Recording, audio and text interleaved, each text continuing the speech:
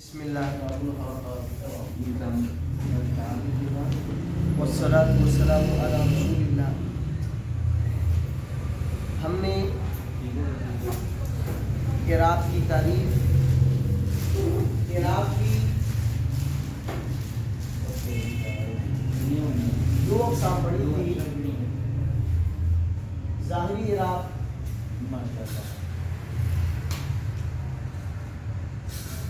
اور تقلیدی اعراب. ظاہری اعراب کے میں دو قسمیں پڑھی تھی، ایک ہے اعراب بالحرکات، دوسری تھی اعراب بالحروف.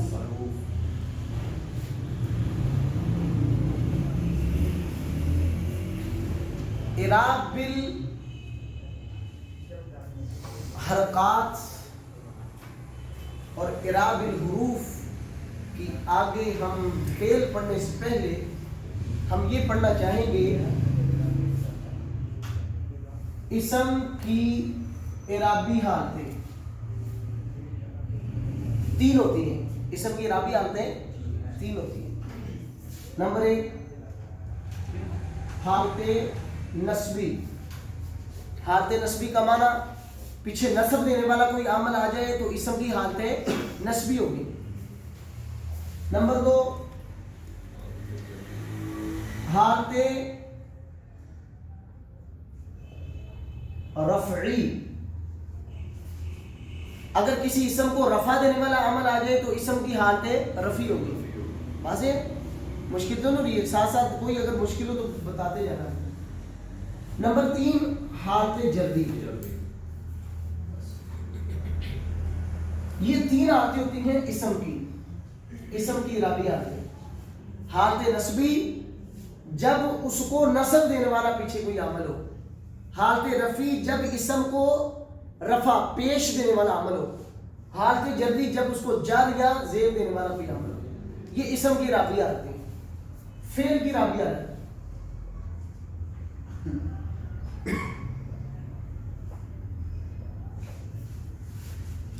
فعل کی بھی تین اعرابی حالتیں ہوتی ہیں. نمبر ایک حالت نسبی جب اس سے پیچھے رفع دینے والا. آپ پہلے حالت رفعی سے شروع کرتے ہیں. حالت رفعی جب فعل کو پیچھے رفع دینے والا کوئی عامل ہے. فعل کو پیچھے رفع دینے والا کوئی عامل ہے تو فعل کی کیا ہوگی؟ حالت رفعی. نمبر دو حالت نسبی اگر فعل کو پیچھے نسب دینے والا عمل ہے، جیسے ان ہے، لم ہے، کئی، اذن، یہ حروف فعل کو کیا دیتے ہیں؟ زبر دیتے ہیں. اگر نسب دینے والا عمل فعل پہ داخل ہو تو فعل کی حالت نسبی ہے. نسب سمجھتے نا؟ زبر. نمبر تین حالت جزمی. جزم دینی. حالت جزمی اگر فعل کو جزم دینے والا پیچھے عامل ہو تو فعل کی حالت جزمی ہوتی. اسم کی الگ تین حالتیں اور فعل کی الگ تھی.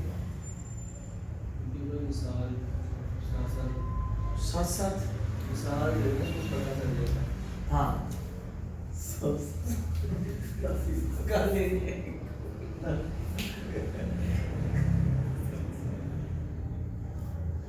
حالت نسبی کی مثال اسم کی ان اللہ. ہم نے پڑھا تھا رکن میں شباب بالفعل اپنے اسم کو نسب دیتے ہیں.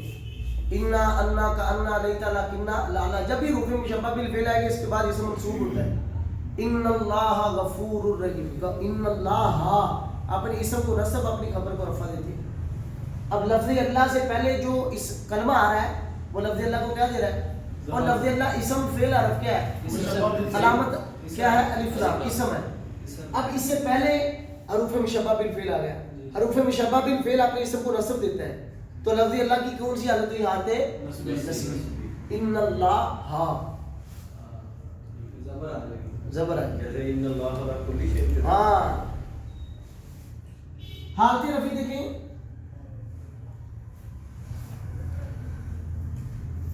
خلق اللہ. خلق پیدا کیا اللہ تعالیٰ نے.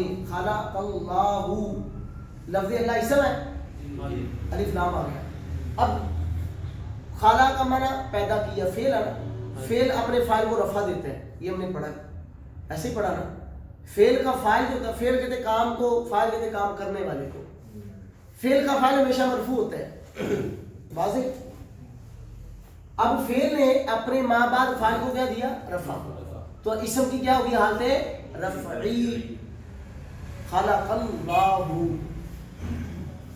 अल्हम्दु लिल्लाहि, हमने पढ़े थे रूफे जारा, बाओ ताओ कफो लामो बाबो मुजो मुस्खला रुबा हशामिन अदाफी अन इला हत्ता इला। हरूफे जर अपने माँ बाद वाले इसम को जर जेर देते हैं, ऐसे पढ़ा था। अल्हम्दु के बाद आ गया लिल्ला, ये नाम क्या है शुरू में हरफे जर, उसने क्या किया लफ्ज़ अल्लाह को जर दे दिया, तो लफ्ज़ अल्लाह की क्या हुई हालत जरी, हालत जरी, वाज़ेह है ना। अगर किसी कलमे से पहले नसब देने वाला अमल आए, उस कलमे की हालत ये है अमल, जिसकी हालत होती है उसको बोलते हैं मामूल, अमल और मामूल। अगर इसको थोड़ा सा गौर से देखें ताकि आगे इसकी जो डिटेल होगी उसमें आसानी रहेगी इंशाल्लाह। अगर किसी कलमा से पहले नसब देने वाला अमल हो तो जिस पर वो अमल दाखिल होगा उसकी हालत नस्बी है, ठीक है। इन्ना क्या है, नसब देने वाला अमल है, जबर देने वाला अमल, ये जिस पर दाखिल होगा उसकी हालत नस्बी होगी। ये इन्ना जहां आएगा अगला उसका जो इसम होगा वो हमेशा मंसूब होगा, ठीक है। क्योंकि अमल हम पढ़ेंगे आगे कि कौन सा लफ्ज़ है जो ज़बर देता है, किस लफ्ज़ पे पेश पढ़नी चाहिए, किस लफ्ज़ पे ज़ेर पढ़नी है, इंशाल्लाह हम बड़ी डिटेल से पढ़ेंगे इंशाल्लाह, ठीक। अभी हम ये आमिल और मामूल क्या चीज़ होती है उसको देखना चाहते हैं, हालत क्या होती है उसको वादे करना चाहते हैं कि अगर किसी कलमा, ये कलमा है, किसी कलमा से पहले नस्ब देने वाला अमल आ जाए तो उस कलमे की क्या होगी हालत नस्बी, वाज़ेह। अगर किसी कलमा से पहले, ये कलमा, इससे पहले कोई ऐसा अमल आ जाए जो रफा देने वाला है, उसने अपने माँ बाप को, जो रफा देने वाला अमल है, अब जिस पर भी वो दाखिल होगा उसने माँ बाप को क्या देना है, रफा ही देना है, तो उस कलमे की क्या होगी हालत रफी होगी। हाँ, रफा पेश को बोलते हैं। सर ये खा नाम तीनों के ऊपर तो ज़बर है ना, किधर खलक़ल्लाह, नहीं ये तो आमल है ना, आमल। अच्छा, हालत मामूल की वाज़ेह होती है, खाला का फेल है, ये आमल है, लफ्ज़ अल्लाह जो है ये मामूल है, खाला का फेल आमल ने अमल करना है, किस पर, अपने माँ बाप वाले करने पर। यानी कि ये खाला का जो है वो लफ्ज़ अल्लाह जो है इसका ताबे है, ये कहना चाह रहे हैं। खाला का ये अमल करेगा किस पर, अपने माँ बाप वाले करने पर, कोई भी आ जाए। हम ये समझ रहे हैं, मैं जो समझ रहा हूँ कि जो फेल आएगा ना उसके बाद जो मामूल होगा ना वो रफा होगा, बिल्कुल। और जो इसम वो ये मुशब्बह बिल फेल जैसे जो हाँ, जिसमें भी इसके बाद जो भी आएगा वो ज़बर आएगा, ठीक है सर, ये ठीक है। यानी इन्ना और भी क्योंकि नस्ब देने वाले अमल हैं, अब जो भी नस्ब देने वाला अमल जिस पर दाखिल होगा, जिस पर दाखिल होने से मुराद ये है इसके बाद जो भी आएगा, नस्ब वाले अमल के बाद जो भी कलमा आएगा उसकी हालत नस्बी होगी। रफा देने वाले अमल के बाद जो भी कलमा आएगा उसकी हालत रफी होगी। जर देने वाले हरूफ या कलमे, जर देना वाला कोई भी अमल है उसके बाद जो भी कलमा आएगा उसकी हालत जरी होगी, वाज़ेह, आसान। फेल, हमने फेल की कितनी इकसाम पढ़ी थी? फेल की हमने तकरीबन 8 पढ़ी, नहीं किसमें 3 इकसाम, माजी, मुदारे और आपको याद होगा मैंने कहा था माजी और अमर जो है ये मबनी होते हैं। क्या होते हैं? मबनी कौन सा होता है? जिसका इराब बदलता ही नहीं, अमल कोई भी हो उसका इराब बदलता नहीं, इराब बदलता ही नहीं। واضح؟ صرف ایک فعل ہوتا ہے جو معرب ہے، وہ کیا ہے؟ فعل مضارع، جس کے شروع میں وہ حروف عطیان آتا ہے نا، حمزہ، تا، یا، نون، وہ صرف فعل مضارع.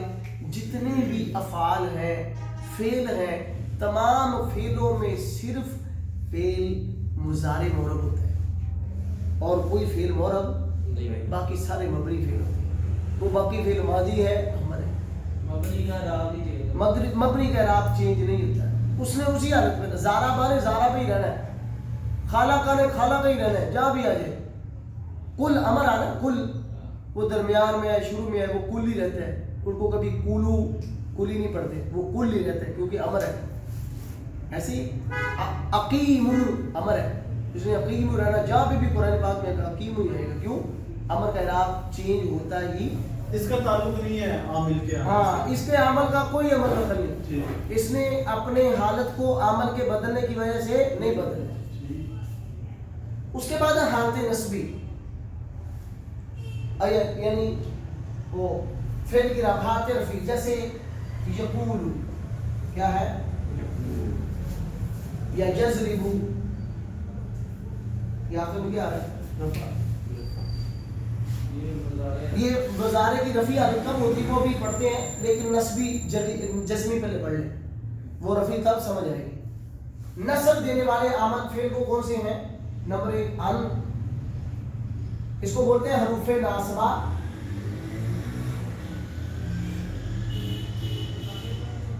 در فعل مضارع، وہ حروف ناصبہ جو فعل مضارع کو نصب دیتی ہیں. ان، لم، کئی، اذن، یہ حروف ہیں. ان حروف میں سے کوئی ایک حرف فعل مضارع سے پہلے آ جائے، ان حروف میں سے کوئی حرف فعل مضارع سے پہلے آ جائے تو وہ فعل مضارع کو نصب دے گا. اب دیکھیں یقولو ہے، ہم پڑھیں یقولو کے شروع میں ان لائے تو کیا پڑھا جائے گا؟ ان یقولا. لن لائے تو لن یقولا. کئی لائے تو کئی یقولا. قرآن پاک میں ہے سورہ حج میں، کئی لا یکون دولتم بین الاغنیاء منکم وما آتاکم الرسول. کانا یکونو بابا نا، کانا یکونو، یکونو تھا شروع میں، کئی آیا، کیا ہوا؟ کئی لا یکونا، زبر آ گیا. ان شروع میں آیا، مضارع کے آخر میں، یہ حالت نسبی. یعنی ان حروف میں سے کوئی ایک حرف فعل مضارع سے پہلے آئے تو فعل مضارع کی حالت نسبی ہے. واضح؟ اب جزم دینے والے حروف، ان، وہ ان تھا، یہ کیا ہے؟ ان. نمبر 2 لم، نمبر 3 لما، نمبر 4 لام امر، نمبر 5 لائے نہیں.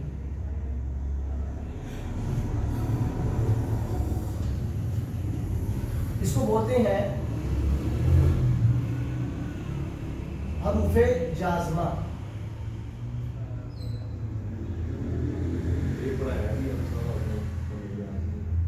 حروف جازمہ جزم دینے والے حروف. اصل میں ہم نے آج پڑھنا تھا اعراب الحرکات کن کن اسموں کا آتا ہے. میں نے کہا ان کو پڑھانے سے پہلے یہ چیزیں میں تو سمجھ رہا تھا کہ یہ ازبر کی ہوگی، لیکن وہ بہرحال ان، لم، لما، لام امر، لائن، جب یہ فعل مضارع پہ آ جائیں، یہ فعل مضارع کو آخر سے ساکن کر دیتے ہیں. فعل مضارع کو آخر سے اب یضربو ہے، یضربو، لم شروع میں آیا، کیا ہوا؟ لم یضرب. یضرب کی کون سی حالت ہوئی؟ حالت جزمی، کیونکہ اس کے پیچھے جزم دینے والا حالت ہے. یقولا کی کون سی حالت ہوگی؟ حالت نسبی. کیوں؟ کیونکہ اس کے شروع میں نصب دینے والا عمل ہے. بہرحال مجھے یہاں سمجھانے کا صرف مقصد یہ ہے آپ کو پتا ہو حالت نسبی کیا ہوتی ہے، حالت رفیع کیا ہوتی ہے، حالت جلی اور جزمی کیا ہوتی ہے. یہ سمجھانا مقصد ہے. سمجھ آیا نا آپ کو؟ حالت نصب یقولا کی کون سی حالت ہے؟ کیونکہ اس کے پیچھے جو عمل ہے وہ نصب دینے والا ہے. یضربو کی کون سی حالت ہے؟ جزمی. کیونکہ اس کے پیچھے جزم دینے والا عمل ہے. لم یضرب آخر سے جا کر کرتے ہیں. تو جب بھی فعل مضارع میں حروف ناصبہ میں سے کوئی ایک حرف آ جائے تو فعل مضارع کی کون سی ہوگی؟ حالت نصبی. فعل مضارع کے شروع میں حروف ناصبہ میں سے کوئی ایک حرف آ جائے تو فعل مضارع کی حالت نصبی. اگر فعل مضارع کے شروع میں حروف جازمہ میں سے کوئی ایک حرف آ جائے تو فعل مضارع کی حالت جزمی.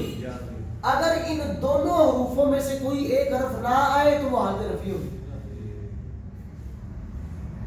دوبارہ نوٹ کیجئے، اگر فعل مضارع سے پہلے حروف ناصبہ میں سے کوئی، یہ بات میں لکھ لیا، اگر فعل مضارع کے شروع میں حروف ناصبہ میں سے کوئی ایک حرف آ جائے وہ حالت نصبی ہے، فعل مضارع کی حالت نصبی ہوگی. اگر فعل مضارع کے شروع میں حروف جازمہ میں سے کوئی ایک حرف آ جائے تو فعل مضارع کی حالت جزمی ہے. اگر فعل مضارع کے شروع میں نہ حروف ناصبہ ہے نہ حروف جازمہ میں سے کوئی ہے تو فعل مضارع کی کون سی حالت ہوگی؟ حالت رفیع. آخر سے مرفوع پڑھا جائے گا. یقول اس لیے آپ پڑھتے ہیں یضربو، ینصرو، یشربو، یأکلو، یؤمنو. کیوں؟ کیونکہ اس کے شروع میں نہ نصب دینے والا عمل ہے نہ جزم دینے والا. ٹھیک ہے؟ تو یہ اسم کی اعرابی حالتیں ہیں، حالت رفیع، حالت نصبی اور حالت جری. یعنی دو حالتیں دونوں کی سیم ہے، فعل کی بھی اور اسم. کون سی حالت ہے؟ حالت رفیع اور حالت نصبی دونوں کی سیم ہے. فعل کی بھی حالت رفیع ہوتی ہے اور اسم کی بھی حالت رفیع ہوتی ہے. حالت نصبی فعل کی بھی آتی ہے اور حالت نصبی اسم کی بھی آتی ہے، لیکن صرف حالت جری اسم کی ہوتی ہے. صرف حالت جری، کبھی فعل کی حالت جری نہیں آتی ہے. صرف حالت جزمی فعل کی ہوتی ہے، صرف حالت جزمی، کبھی فعل اسم کی حالت جزمی نہیں ہوتی. یہ ایک حال جو ہے یہ دونوں کو ممتاز کرتی ہے، الگ الگ کرتی ہے، جدا جدا. اسم کی ہمیشہ ہوگی حالت جری، فعل کی ہمیشہ حالت ہوگی حالت جزمی. کبھی کسی اسم کی حالت جزمی، کبھی کسی فعل کی حالت جری نہیں ہو سکتی. حالت جری جر دینے والا عمل صرف اسم پہ آئے گا، جزم دینے والا عمل صرف اور صرف فعل پہ آئے گا. پڑھیں آگے. یعنی کہ جتنے بھی حروف جر ہیں وہ جب بھی آئیں گے وہ اسم کو جر دیں گے. جی اب دیکھیں، ہم نے پڑھا اعراب. اعراب کی ہم کچھ قریب پڑھ چکے. اعراب کی دو قسمیں ہیں، ظاہری اعراب اور تقدیری اعراب. ظاہری اعراب وہ اعراب جو لفظوں میں لکھنے اور زبان سے تلفظ کرنے میں آئے وہ ظاہری اعراب ہے. تقدیری اعراب جو نہ پڑھنے میں آئے نہ لکھنے میں آئے وہ اعراب تقدیری ہے، جس کو پوشیدہ کہتے ہیں. ظاہری اعراب کی دو قسمیں تھی، اعراب الحرکات، دوسری قسم ہے اعراب الحروف. اعراب الحرکات بولتے ہیں ایسا اعراب جو فتحہ، ضمہ، کسرہ کے ساتھ ظاہر کیا جائے وہ اعراب الحرکات ہے. دوسری قسم تھی اعراب الحروف، ایسا اعراب جو الف، واو، یا کے ساتھ ظاہر ہو وہ اعراب الحروف ہے. ہم نے آج پڑھا اسم کی اعرابی حالتیں.